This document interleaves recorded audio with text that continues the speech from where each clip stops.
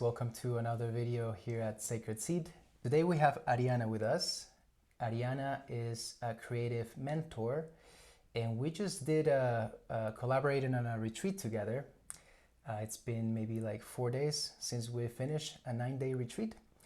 And in today's video, I want us to get to know Arianna a little bit more, and then we're gonna be sharing about the retreat. We just went through a very beautiful, magical experience together. So welcome, Arianna. Beautiful to be here. Thank you for having me. Well, Arianna, I want to start. Can you give us a little bit of context on what you do and how you serve your community? So what I do is I am a creative mentor and I help creatives, especially women, to rediscover their relationship with creativity. And these women want to express their gifts. They want to find their voice and embody their creative genius, because that's what I have come to understand, that we all come into this world with a creative genius, with gifts that we kind of need to remember somehow, because society and culture and family have put us in boxes, and my work really helps these women remember and embody with audacity, with courage, with genius, what their gifts are, and bring them to the world. And tell me a little bit about how long you've been doing this for. What was your, I guess, like, you went through the same journey. When was that point in your life where you realized, like, wait a minute, I have all this creative power, I need to use it? Tell us a little bit about that. Yeah, all of this started in 2020. I was actually working with kids prior to this for 6 years. I was working in kindergarten with kids, which have been my biggest inspiration. And then I just couldn't proceed in working for someone else. It wasn't working for me. I felt like I was suppressing my voice. I was suppressing my own creativity. And then I just chose to take the leap actually before I even knew what I was going to do. I just knew that I had some tools under my belt, which were communication, social media marketing, because I've always had this entrepreneurial, energy within me. Spirit, since I was like a kid. My first entrepreneur adventure was when I was 17.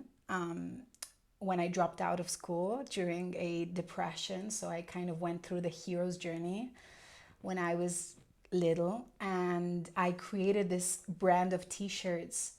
Well, the story, it's a big story, but basically I created a video that went viral on Facebook. There was no Instagram in 2011. and I received a lot of negative feedback, and one day I had like 30 kids, 16, 17 years old, under my house, and they wanted to bully me.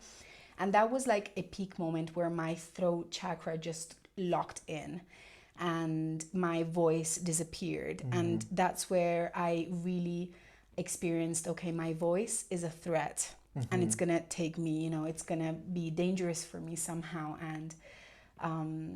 And then I dropped out of school as a consequence of that event. And I was in a very, I can say, depressive state. I was not expressing myself. I was not feeling I could fit in society in any way, shape, or form. So I started working, because my father was, okay, you want to drop out of school, but you need to work. And then I had so much time. And sitting at my desk, I started designing t-shirts that had a message on them, because my voice was blocked.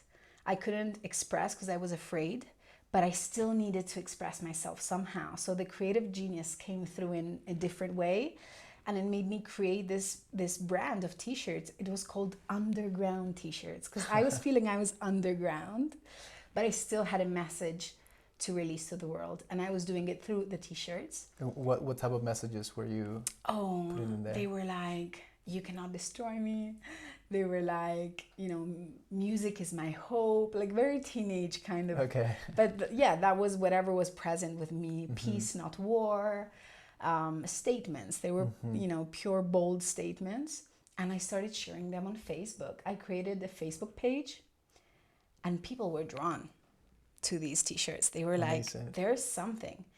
And I started receiving requests, and people were, you know, telling me I would like this t-shirt, and I was creating like collections, and I was filling these my suitcase with t-shirts, and I would go to Milan and sell them. And in that moment, I remember a day, my wallet was full of cash after I sold, I don't know, 30 t-shirts.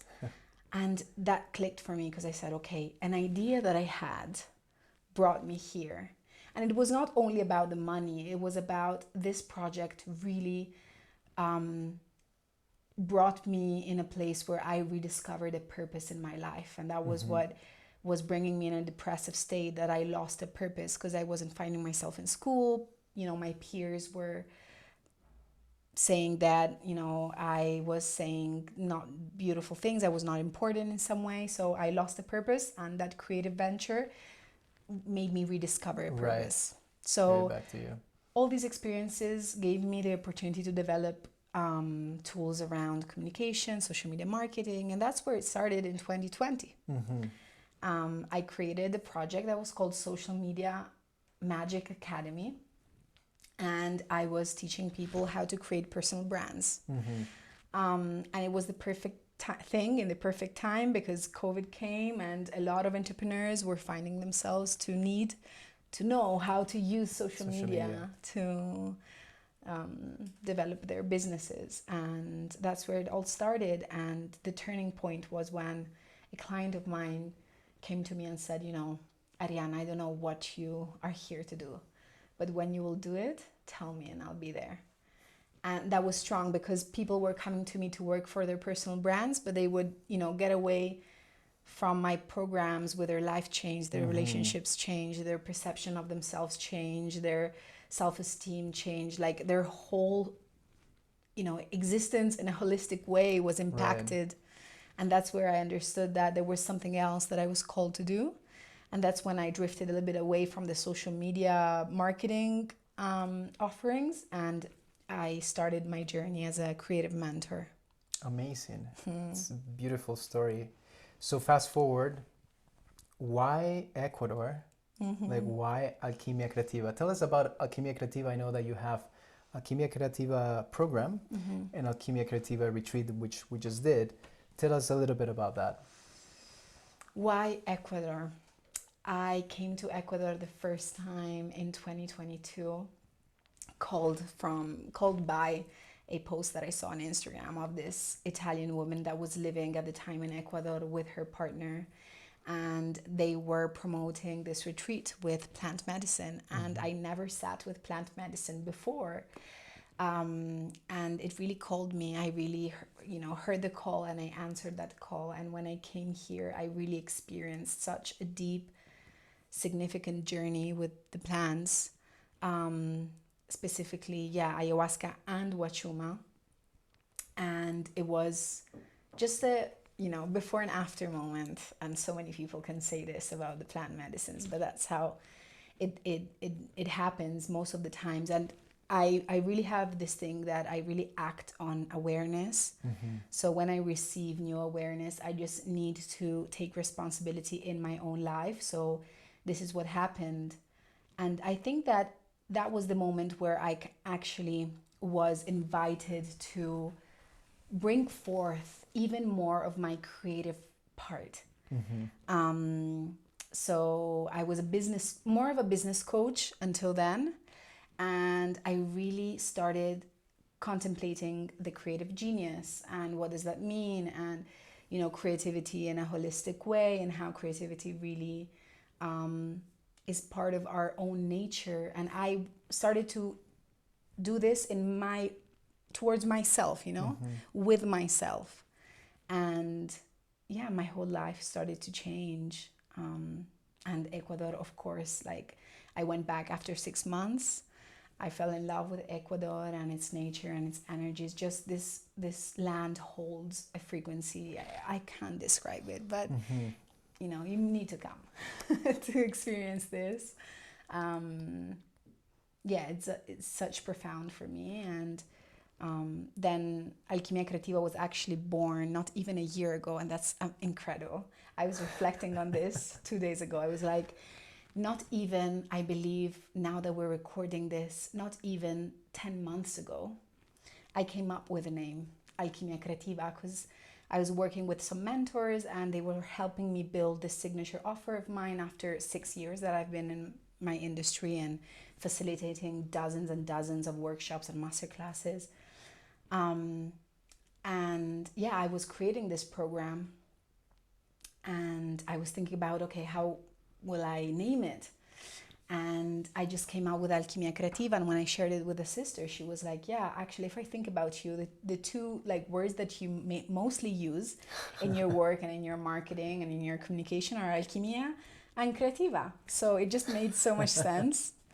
And that's where Alchimia Creativa was born, in the creation of this 12-week program that I facilitate online, where I basically take these women through a 12-week experience where the main focus is to restructure and rediscover their relationship with their own creative nature.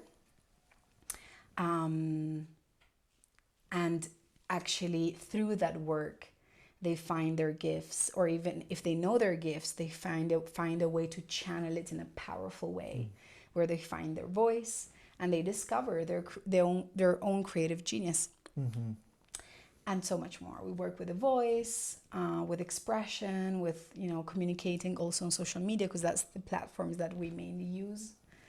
And then talking with Inso one day, like it all happens very, very Organically. I was gonna say randomly, but nothing is random. So yeah, it all happens very organically. I was talking with Inso one day, and I asked him, why don't we do a retreat in Ecuador? And when we were thinking about the name, I said, well, it makes sense for me to call it Alchimia Creativa Retreat. I know my program is called this way, but I feel like it's an extension of this project. Right. So I think I hadn't even launched the program yet that we came up with the retreat. So everything is very organic, very like intuitive, guided, and that's where Alchimia Creativa Retreat was born. Mm-hmm. No, I'm very grateful for Enzo, because he knew about this project that we're doing here at Sacred Seed. And yeah, when he told me about you and we met, and also what you were embodying, right? Like this intention of using creativity, for me resonated immediately, because that has also been part of my journey.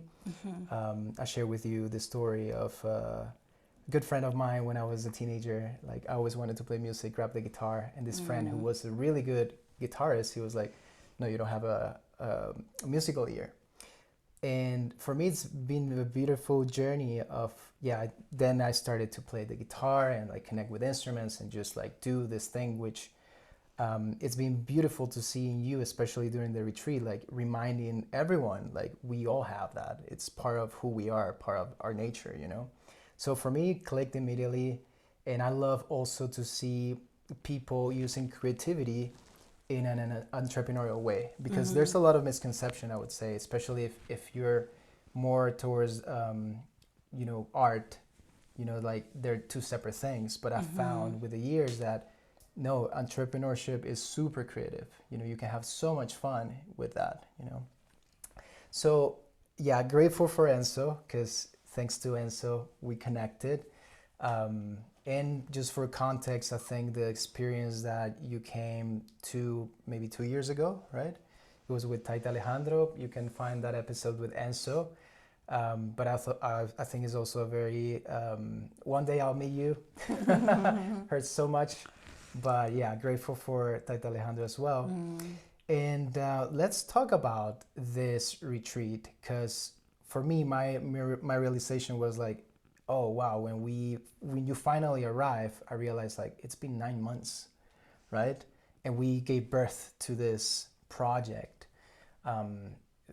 Very interesting how it all happened, right? Yeah. So I know that this is something important that I want to mention, because from a business perspective, a project, right? Like we need to bring structure and we need to make offerings and all this stuff.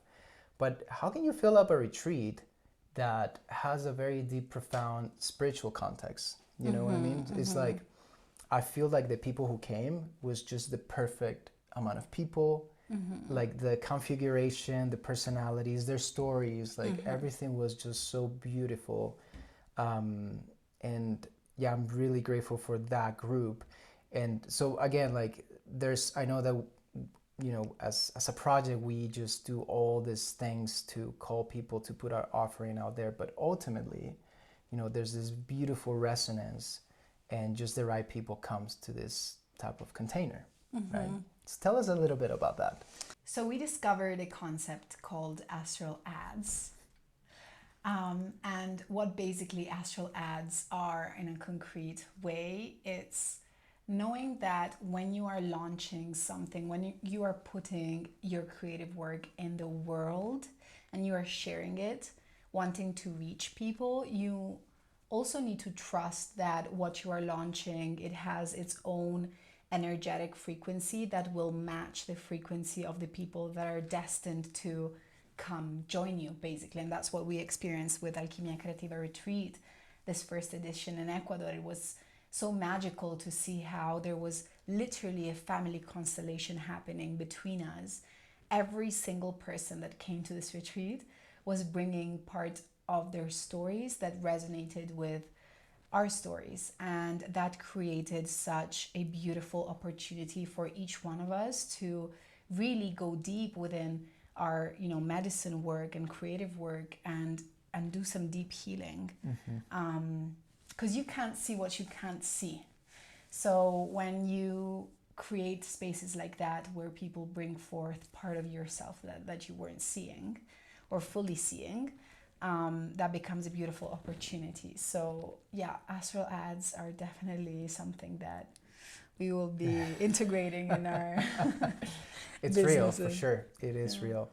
Something beautiful that I noticed as well, like you were saying, the family constellation configuration, it was really wild. I mean, starting with you ended up staying here in Vilcabamba in the old house where I live, and I had my first son, you know, he was born there. So from there and listening to the stories of the participants, became something very beautiful and humbling. Your Italian roots. The Italian roots, like there were a lot of synchronicities, very relevant, kind of like in your face. And that's something very special because, you know, as the facilitators, you know, we're in this role of leading, right? But what I really love when we are sharing prayer together, when we're in that container, in that space, you know, starting with the chacana and also with plant medicines, is that all these labels, they disappear. You know, it's like we're brothers and sisters, you know, going through the whole thing together. You know, when we're in the Temazcal, is this collective effort. We're in this together, right? Same thing with the Wachuma.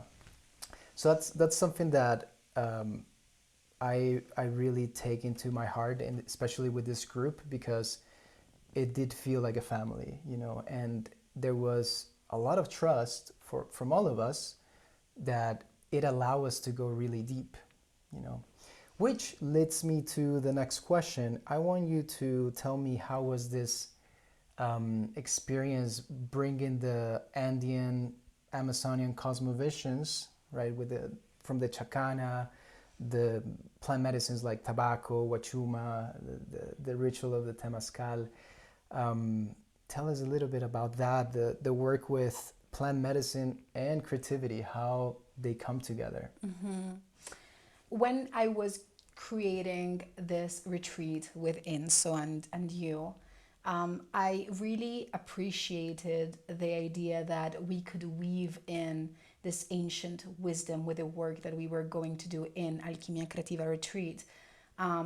Exactly because we're doing a work of alchemy and creativity. And the Andean and Amazonian cosmovision, they bring forth this ancient wisdom that I discovered and is so similar to so many other ancestral wisdom of the planet. And you know what I have learned even if I was leading this retreat, I learned that this cosmovision really recenters reciprocity in life. It teaches you, basically it reminds you that life is a relationship, and that is exactly what creativity is. Creativity is a relationship, and I think this is so important for people that live in the Western world, where we have been conditioned to treat every single aspect of our life as a product, especially when it comes to creativity. Like, a lot of people struggle with their creativity.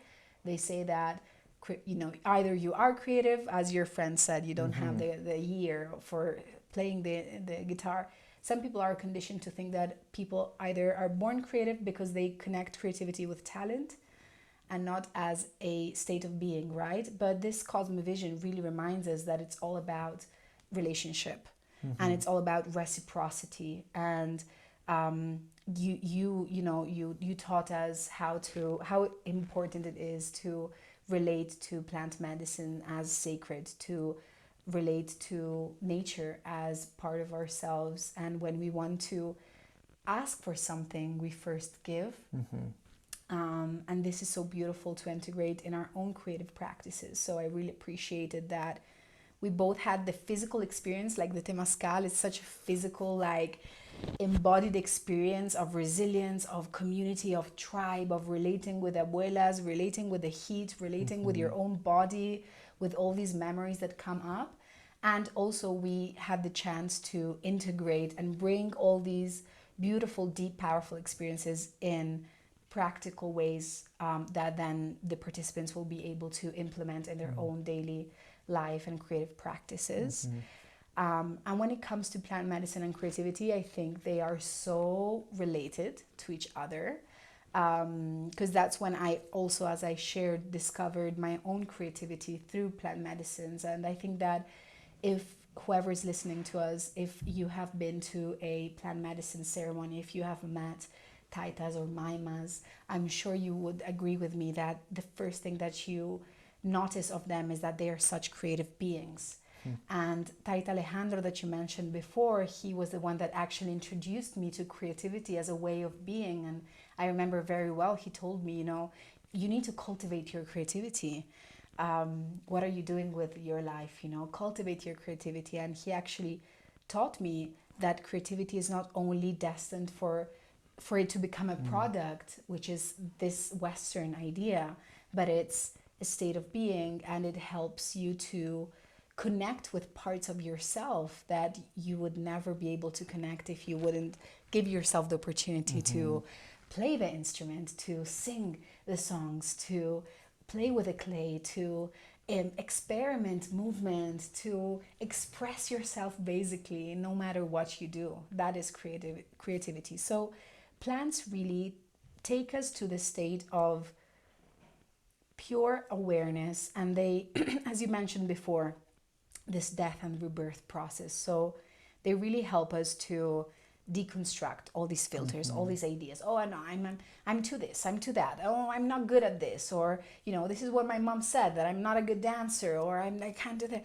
And plant medicines really brings you in a place where you are simply just like kids, right? They're just in there. They don't care if they're good at singing or not. If they want to sing, they'll sing.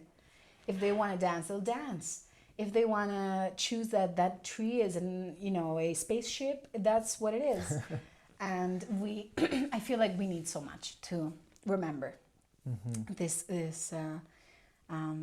wisdom. And plant medicines I think they weave the creative work so well.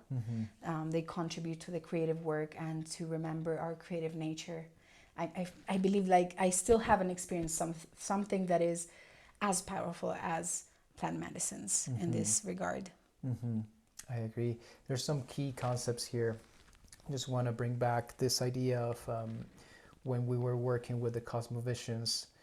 I think this element of the ritual help us a lot to create, to bring back the sacredness into our lives, right? Because I feel like, just again, from society, from culture, we are in a way swimming in toxic waters, you know, and we come to a place when we set the space and we just bring the attention and the awareness, right, with respect.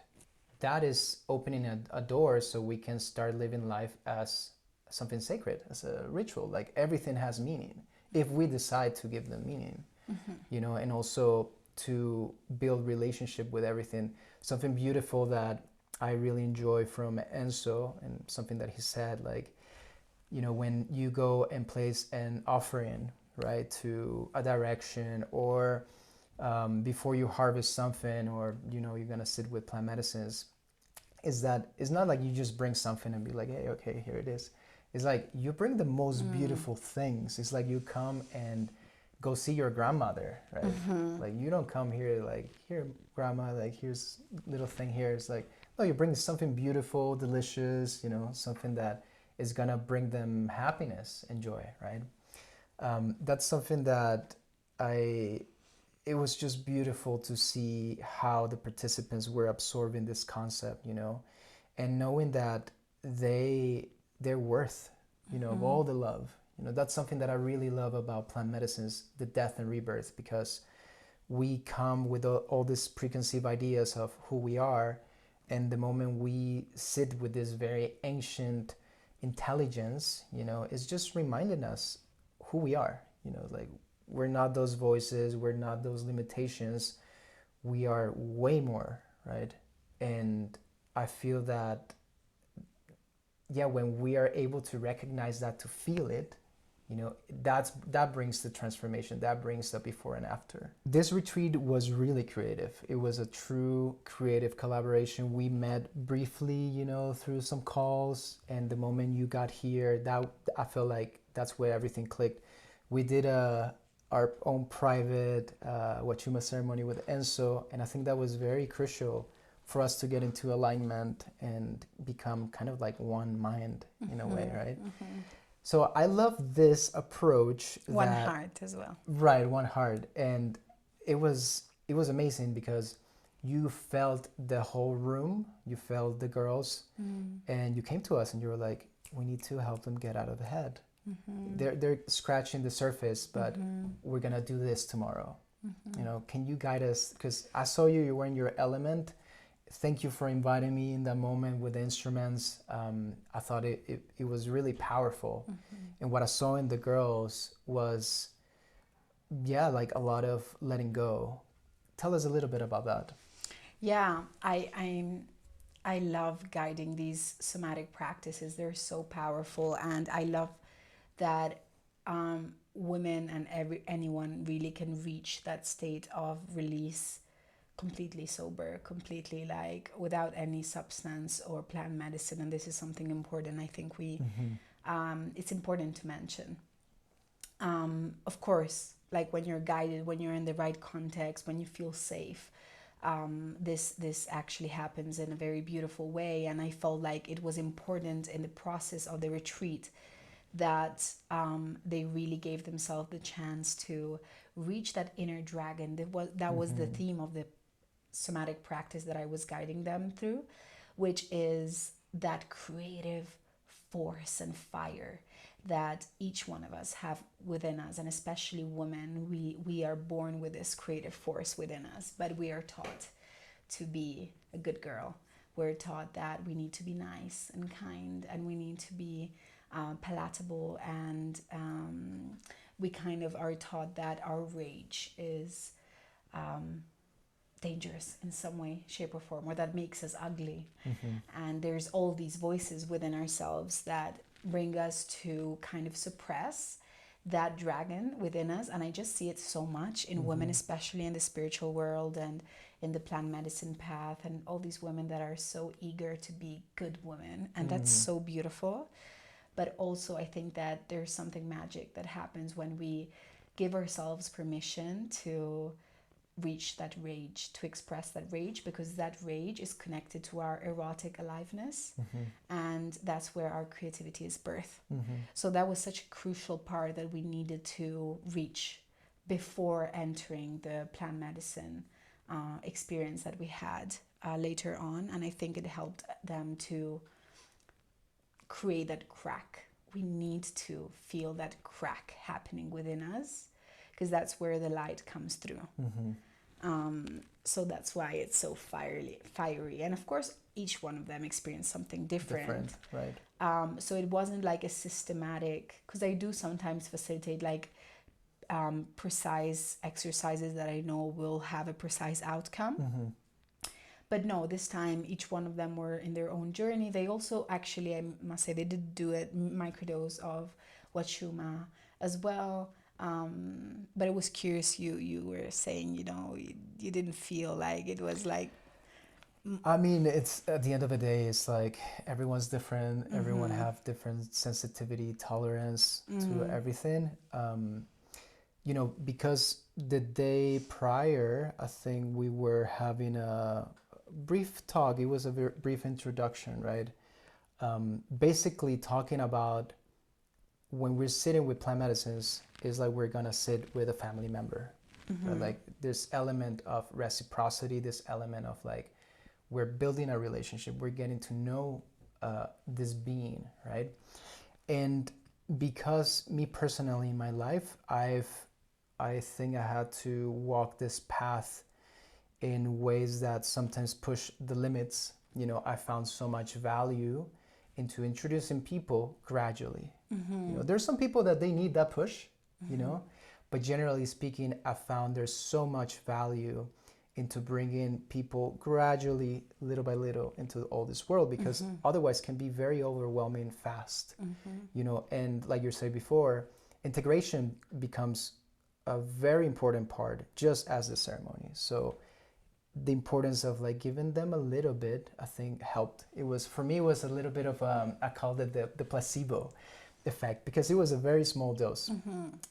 But what I saw, it was in a way gave them permission to go deeper. I felt like your exercises were already doing that, but I think that just the idea that they were having this communion with this plant, allowed them to express even more.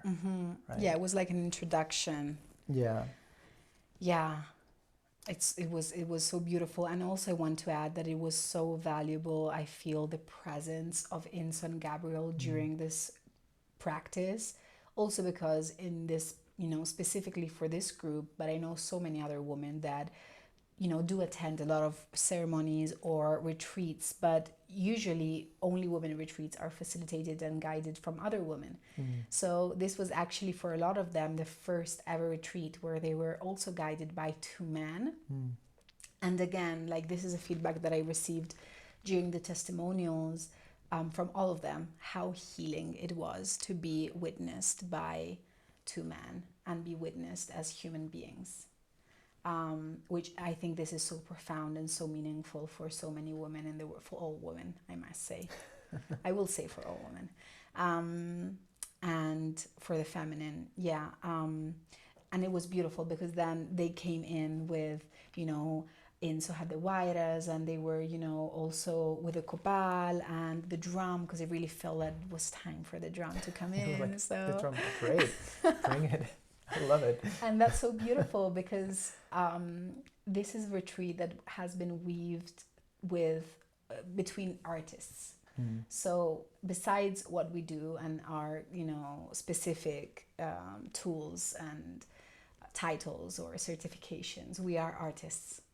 And to be an artist, I believe, is really being able to listen to what's happening in the field, being able to read the field. And of course, like, I've been learning so much from you in this regard, and it's been beautiful to see this come to life between us. And that's another feedback that I've been receiving from the girls, where they were like shocked with how perfectly we were dancing throughout every single practice and every single moment. And we were like, each one of us was supporting the other and coming in the perfect time, and that was amazing. That was really beautiful for me as well, because I felt like probably this is the first time that I just didn't feel any weird friction, like you said, it was a lot of listening to each other and supporting each other, you know. That was really very beautiful to feel and experience. Yeah, I also feel that for us, and I know that I can speak for Enzo as well, holding space, you know, and kind of being an ambassador of this cosmovisions. I shared this with you before.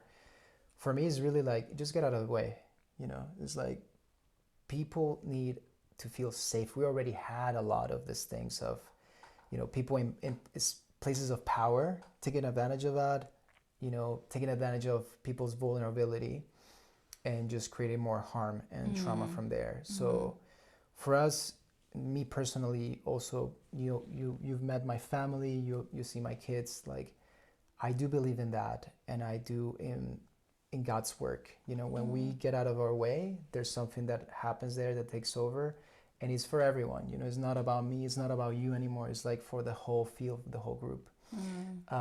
And for that, I'm also thankful for Enzo, because I think like he did such a good job also keeping the space with all those little details as well, like the Virgo essence of Enzo, you know. So that was beautiful. Let's talk about the Wachuma ceremony, because the feedback that you got, like how we were dancing together and collaborating effortlessly. Something that I want to add, it was beautiful when we were creating the schedule, you were creating all these spaces, and you called them Jolie, right? That's where I knew, like, I was like, she comes from the same planet, you know, because it's true, there's so much about listening to what's next, because there's different reactions. That I believe in the spirit of things, right? And once we start the prayer, the energies are moving, and we just need to listen. And I really appreciated that you created those spaces, you know, even if it was just for a break, you know, for just a time to ground, to not do much, you know. But that gave us the opportunity to bring little surprises, little things that we were not expecting, right? Like the sound journey, for example. But yeah, let's go into the Wachuma ceremony. How was that for you? Any insights, any takeaways? Yeah, let's talk about that. Wow. I think that I haven't counted them, but I believe in the retreat, it was my 4th ceremony with Wachuma. Okay. And third one here, right? Yeah. Great. The 3rd one here are private, and it was in the night, and it was my first one sitting at night with Wachuma. It was so beautiful and meaningful, and it actually helped us align, also synchronize. You went to another level, because we did sit with Wachuma at night with a fire in silence. Yeah. Just because in the neighborhood where I live, like, it's very quiet, and also I have a 9-month-old baby and a 3-year-old toddler, so that was the whole challenge. I told you guys, like, okay, we're gonna do this, but we're just gonna practice silence, which obviously we ended up sharing, which is very important. But you understand the power of music, you know, especially in a ceremony. So it was very different. Yeah, it was, but it was perfect. And this is something that I do appreciate about plant medicine, that I mean, especially Wachuma, I feel like you can really, like, there's this intelligence about the plant, of its spirit, and they know the context, they know, you know, what is required. And also in ceremonial context within retreats, the plant knows who is guiding, who is facilitating, who is mothering, who, like, and this isn't, like, for me, this is the biggest insight that I take away from the ceremony that we had within the retreat, because there were some moments where I was with some of the girls, and I was in charge to, be aware of what was going on, what was happening, the processes. And that was my first time in that role. And it happened, again, very organically, and I really appreciated the trust. And it was absolutely fascinating for me to see how, when I was in that role, you know, the plant was really, you know, supporting me in that, and it was actually helping me tune in the everything that was going on. And it was so beautiful and powerful.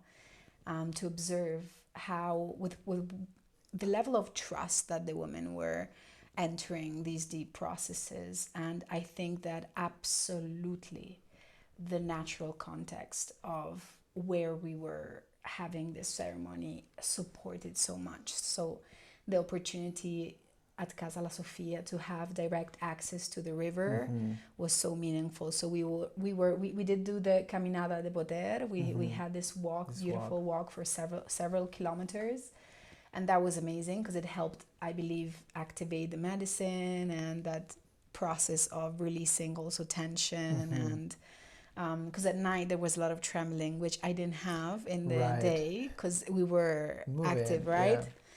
So that was interesting to see as well. And then we came back to Casa LaSofía, and the context was so beautiful because we had the fire, but we also had the river. So we were alternating moments where we were going to the river, and that was a moment I felt like for emotional release. Of course, water, the element of emotions, and just feeling this water coming through, it was really helping them.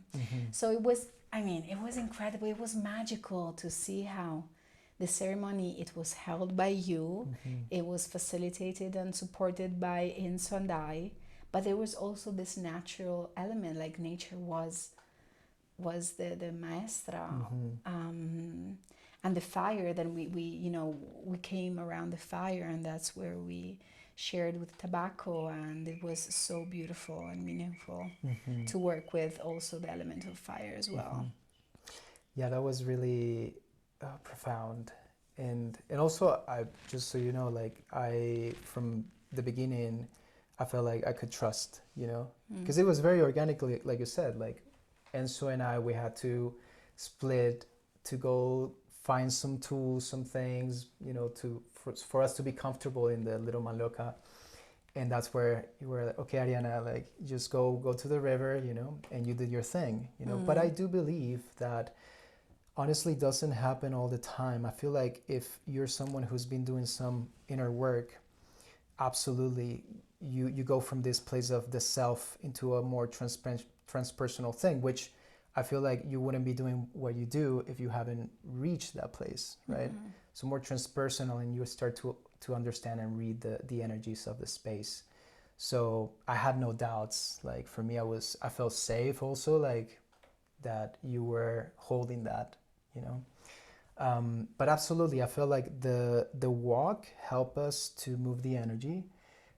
It's an interesting thing to see how this plant works at night and during the daytime, and it's a plant that loves the sun, right? And the movement, because it gives it a lot of energy. That's why I said like mastery level when we had to sit down just with the fire in silence, because it's a lot of energy moving, and that translates into thoughts.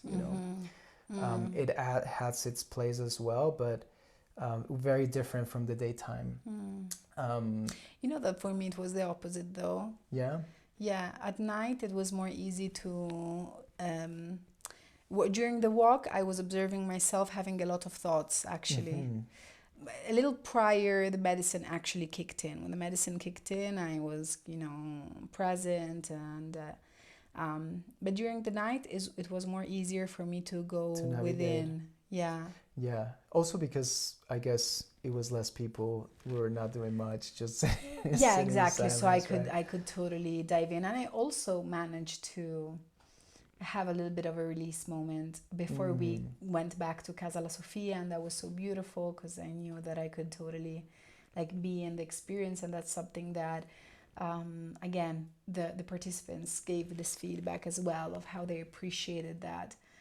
We all, Inso, you and myself, in different moments gave ourselves permission to also be part of the experience completely, which is something rare, because most of the time there's this kind of felt distance between the leader, the facilitator, the guide, and it was so beautiful for them to see also myself being in this process of release and realizing, oh, okay, Arianna Isabella also has it's a human being. It's a human being. She also has some stuff to release, and of course, and it was so beautiful. Yeah, I feel like when we come to Mother Earth, Mother Nature. It's like, that's what I'm saying. Like, it doesn't matter where you're coming from, what you do, who you are. We all become the same. You know, it touches a very human essence there, and we're very vulnerable, fragile beings, and also resilient. You know, so it's just an opportunity to see all the spectrum, all the colors, and I feel that's why towards the end of the whole thing, we just feel like a very beautiful, solid family, new relationships, and it felt like we spent years together, you know, and it was just 9 days, you know. Yeah, incredible. So amazing. I had this reflection, and I have it a lot, really, because I'm the times that I've traveled to other countries, I've been in very powerful places, you know, nature-wise, you know, the deserts, mountains, and I've come to the understanding that every place has its own frequency, is like its own spirit, and it brings a very specific type of information. And I was feeling like, oh wow, like these girls, they travel from the other side of the world, you know, to this little valley. Like, it's just a little valley with beautiful river there, trees, you know. And me, because I live here, I've been here for 10 years, it's kind of like, oh yeah, it's just like, yeah, this is the valley. But it was so beautiful to see the amazement, you know, like, and also that hero's journey of like coming to another place, you know, it's not so easy to come down here, but I think that makes it worth it, you know. And for them to really connect with the earth and the information, especially one of them, she kept saying like, I feel like I've been here before, like I feel like this is home. And the more she shared with me about her experience, which was very profound under Wachuma, it was really straight up like nature talking to her directly, you know. And for me, it was, I had this reaffirmation of like, okay, this place has its own frequency, its own information that wants to be revealed for those who feel the call, you know. What do you feel about that? Like, about the land, the connection to this valley, to the mountain, to Mandango, to the river, to LaSofía? It was my first time in Vilcabamba. I've never been here, never been in the valley. But I just knew that it was going to be a powerful experience. And when I came here, I remember driving from Loja to Vilcabamba and just starting to see these mountains and this valley unfold. And I was like, oh my goodness, like this place is special. I remember saying to him, so now I get the hype on Vilcabamba and people being drawn unexplainably to this place throughout the years. And I've known different people that have come here and live here as well. And it was just so, you know, in my eyes, how incredible. And the presence of water is something that really touched me deeply, because coming from Europe, especially South Europe, the Mediterranean, we lack water, unfortunately, in our lands, and seeing the abundance of water in this valley really touched me so much. And I'm connected to water in a special way. And yeah, the Mandango, our hike to the Mandango, the second day before we even started the retreat to go and bring the offering, it was so special, such a powerful experience. Sunrise, very special moment. I've been there so many times, but there was this moment where everything got frozen, I feel, and we were all like tuning into this first rays of light. Yeah, I mean, and also the weather. Come on, it was like we started the retreat, and it was full moon, 1st of April, full moon. We didn't know nothing. we hadn't. I'm not kind of the astrology nerd, honestly, but it was so powerful, and we ended. Anyway, I don't remember now, but we ended during a very powerful transit. I think it's Mars in Aries, and Mars in Aries is all about, you know, it's home, so it's all about actually taking action. So the full moon, to facilitate what I know, so I just said I'm not a nerd, but what I know is to facilitate something after the full moon is perfect, because the full moon is slowly deconstructing, and it's such powerful for release. So there was a lot of release during our retreat, of course, and it's so beautiful to see how, even if you don't plan, but when you follow, talking about the astral ads, when you follow the energy and when you commune and communicate with life and its intelligence, then everything just supports you. And it's perfect. Also, right now, April here in this area, it's a ton of rain. And we welcome rain because it's dry, you know. So even though we were like, okay, rain is welcome, but normally it's a lot of rain, we were kind of praying, okay, allow us to do this work. And every single day was perfect. Like it was sunny, sometimes a little bit cloudy, nothing crazy. And the day that we finished, it started raining. And Enzo kept joking around that, but he was right, you know. So I mean, I feel that's the collective power when we're in communion with life, with nature, you know, and also when we're genuinely setting up an intention of true honest work, you know, of true honest healing, transformation, whatever you want to call it. Very special. It was a very, very special thing. So what's next after this? What's next? What are you up to? Where are you going? Where people can find you and your work? Tell us a little bit about that. So we will be definitely creating new editions of this retreat in Ecuador, because the vision of Alchimia Creativa Retreat that I didn't mention before is that it actually came to me 3 years ago. And this is something curious about creativity and creative ideas, which I love Elizabeth Gilbert's, the author of Eat, Pray, Love. She also wrote this book, which is called Big Magic, which I absolutely recommend to any creative. And her vision is that ideas have their own entity, their own essence, and they like fluctuate in the ether, and they find receptive channels through which they, you know, come in and visit us, and either we're ready or they're not, and they will stay on the shelf waiting, and if they wait too much, they might want to go to another channel, and that's where we see someone else, and this perspective was so beautiful. So this creative idea came to me around 3 years ago, while I was falling asleep, and I was asking myself, what do I really love doing? And this is a question that I ask my clients as well in their creative process. What do you really love doing? Here's the Italian gesture that came in. And the answer was, I really love traveling. I really love transformational work and everything that has to do with creativity. I could do that all my life.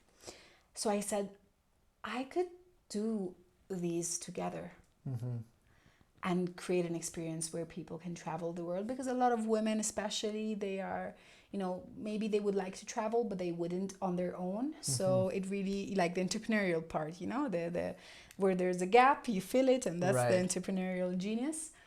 And I was like, oh, this is an incredible idea. But at the same time, I felt like there wasn't still a fertile ground for this idea to blossom immediately. So I just welcomed it and I acknowledged it and I let it go.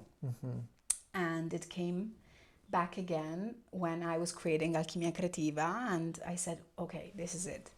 And that was the moment where this seed started to blossom and it became Alchimia Creativa Retreat. So the vision is that Alchimia Creativa Retreat will be an experience that I will be guiding in different parts of the world, where with different energies and different frequencies. So the edition in Ecuador, it will be happening again. So we will be releasing soon new dates, and I'm looking forward to that. And it will be happening in Crete as well. And I'm now going to be facilitating the second edition of the program of Alchimia Creativa, the 12-week program. We're starting in May. As for now, my work is still only in Italian. And but I'm open to see where, you know, life takes me. I'm definitely sure that, you know, I know this level of English for a reason, and already like it's taking shape, and who knows, maybe I will be facilitating experiences in English as well. And where can people find me? On my profile and on Instagram, that's where I'm most present, and maybe soon on YouTube as well. I've been thinking about that. And in Crete, you can find me in Crete. And in Ecuador. And in the astral world. I'm in the astral world with the astral lads. The astral lads. Well, thank you so much, Arianna. It's always a pleasure. You. Thank you for the time. Yeah. And we'll see you. Thank you. Thank you guys for taking the time, and we'll see you on the next video.